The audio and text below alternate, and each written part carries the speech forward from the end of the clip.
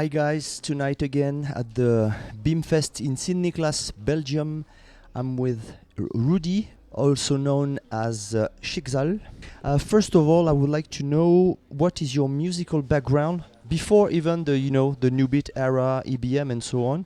Okay, thanks again for having me. You're welcome. For this interview. It is a pleasure. I'm a classical musician, so I invested in piano and got some lessons. And then in 1981, I bought the first real good record of Dauphin. Alles is good, and so of that time everything changed for me. At that time I was 14 years, and then I decided to play some electro music. Okay. Do you remember the first piece of equipment that you bought at the time? The first synthesizer or the first machine? Sure. I was 14, 15 years at that time, so I had a student job. And with that money, I went to the music store in Antwerp. And I asked, what could I get for that price? And he said, you have to buy a Roland SH-101. Now it's really expensive. At that time, it was the most affordable monophonic synth at that time. Yes. Yeah, I really know that. So it was not MIDI, it was you had to synchronize it with a TB303, a TR606, or how did you use it? Just with the 101? At that time, there was no MIDI, so you couldn't synchronize it with MIDI. It was a CV gay out. So I bought a drum computer. Also at that time, a very old one, the Dr. Rhythm.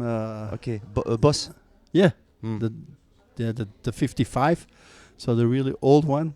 But these were the two instruments which I used together with a microphone to make the first songs. Okay, so what was the very first song you made, the electronic song you made at the time? I think it was Crash on the Street, I think. Oh, okay. That's the one, for me, I memorize. Can you talk us about, because we are passionate about it, before the New Beat era, before it was famous, during the mid-80s, because you were working in Antwerpen, so maybe you can talk about this era, before the explosion of New Beat. Okay, it's a nice period, because it was 1981, I discovered Dauphin, then I went to create my own music, and then I got to go to the discotheques, and there was the electronic music, and that time I made a number. It's called 24 Hours. Yes.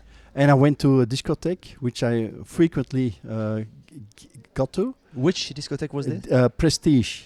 It was the Prestige in Antwerp. So they played already the ancienne Belgique music, the AB sound. Yeah, the AB sound. And I got for myself a number. I said to the guy who played there, I said, this you have to play. This you have to play 24 hours. And he said, no way I can do it, because the crowd is so happy. They are dancing. I can't play a number which they don't know. And at that time, I 3 weeks, 4 weeks, 5 weeks, I stayed asking him, play the number, play my number. And one time he said, okay, you got 20 seconds to play the number. And if it doesn't fit the audience, I'll mix it with another one. And then he played the number. I still remember it on a tape. And then he looked at me and said, we have to talk. This is great. So that's where 24 Hours started. Yes, it was released. Which label was it released, by the way? It's Subway Records. It's a subdivision of Antler. So it's with Maurice Engelen. Yeah. And, I was with him yesterday, and we talked about this era, actually. A great era, of course. Yeah. So, do you remember because it was right after, do you remember the arriving of techno music, and what was the first time you heard techno music? Do you remember this special moment? For me, it was New Beat House, and then it developed to the techno, to the trance. But it was not my kind of cup of tea. No. Okay. So at that point, I don't like techno. Okay. Sorry, it's for me it's too repetitive. It's too 4/4 measures. For me, house and New Beat stays my favorite. Okay, okay. How many records have you put out at the time during this era? How many?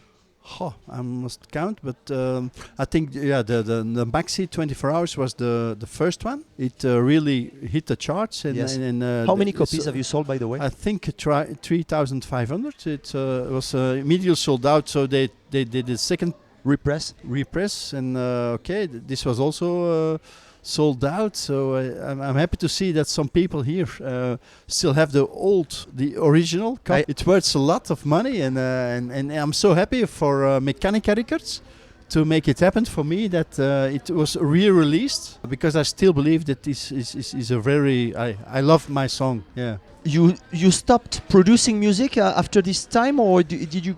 It was in waves. The arriving of techno was not inspirational for you, so you. No, for me techno, no. Okay, so I got married, got kids, got a job, invested in other things, and but at some point of time, it's a few points in my life where I have to get back to this vibe. So I had some instruments which I put in the attic. Yeah, I still had those instruments. Sometimes I play, sometimes I don't, and then got all the DAW, so the computer programs. And at that point, I decided, I'm gonna play some music again. okay, you are still making music today. What is your setup today? I have an unbelievable friend who bought for me an MS-20, the original from Korg, but it's very difficult to handle it because it's detuning a lot. So I'm mostly working with my computer.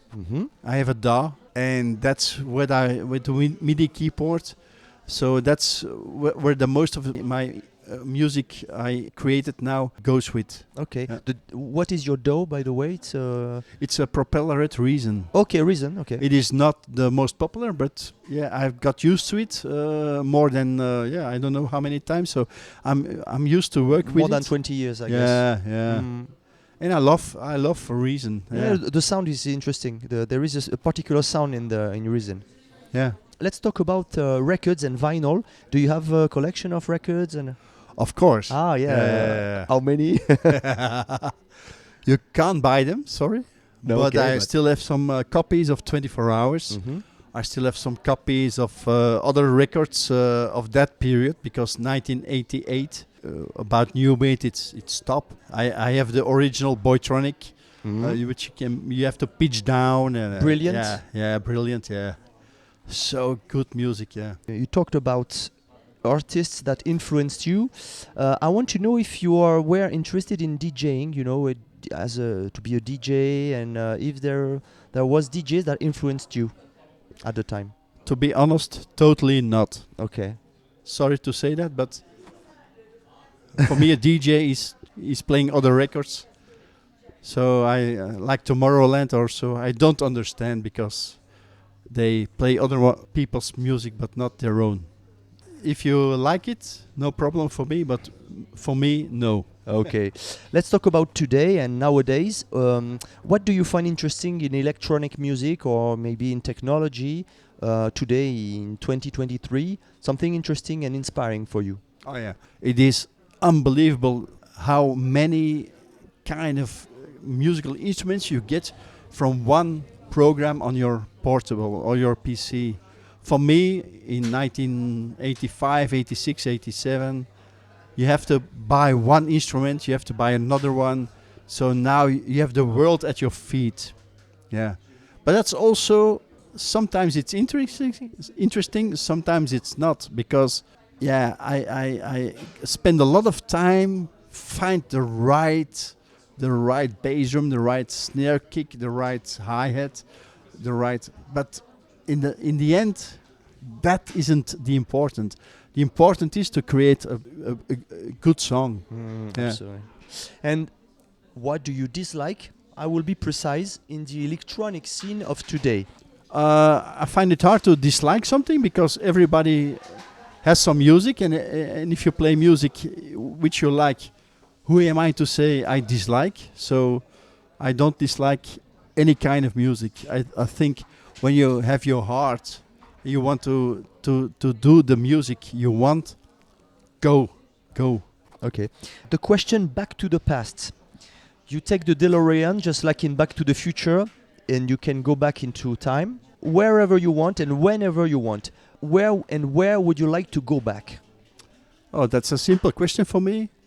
It's in I don't know the correct year, but I think it's 1988 or 1989. Yes. When the New Beat was really at its top. Mm-hmm. And I got a performance at Prestige. I think it was with 2,000 people. To be on that stage, to see the people going wild, for me that's top. Okay. Apart from electronic music, what kind of music are you listening at home or in your car? I like lots of music. I like jazz. I like easy listening. I like disco, of course, electro. I like all kinds of music. When you hear that people got inspired and they made the best of themselves, then I say respect. Okay. With which artists would you have dreamed to collaborate with? If you can choose someone, and maybe if it's not possible, but there's the a dream. lot. Yeah. My dream is, of course, Front 242. Is Kraftwerk, and is DAF. Okay. Those my top three. Yeah. Top three. DAF will be there. Yeah. A part of DAF will be there tonight. You talked about the fact that some of your records were re-released, repressed. Where can we find it? And what was the distributor or maybe the label? Or it's on different sites. Okay. Everything is online. So you have Valhalla Records, but I think it's sold out. Okay. And you have Mechanica Records. It's a Caesar from Poland who made the last records, but I think it's almost sold out. So you have to wait for perhaps you have to wait for the next release. Okay. So what is coming up? Do you have any project? Do you have something? Okay, can you talk about it a little bit? Yeah, because even now for the concert, people ask me, when is your new release? When is your new release? So I think it will be not that far. I think it will be, let's say, in 1 year. So I have the time because I have also a professional job. Okay. To finish some work. Yeah, because the 2 new songs, people appreciate it. Okay, so you were talking about times, and this time you are in the peak. You are coming back. Yeah. Okay. Yeah, I'm enjoying myself. Okay, Rudy, do you have something to add maybe that we haven't talked about? Oh, no, I'm happy to you got me this interview, so I'm happy to hope that New Beat will get back his importance, because New Beat was very important for the whole scene, the European scene. It was only 1 or 2 years, but so I'm very glad I got this interview with you. Yeah. Thank you very much, Rudy, and see you next time. Bye.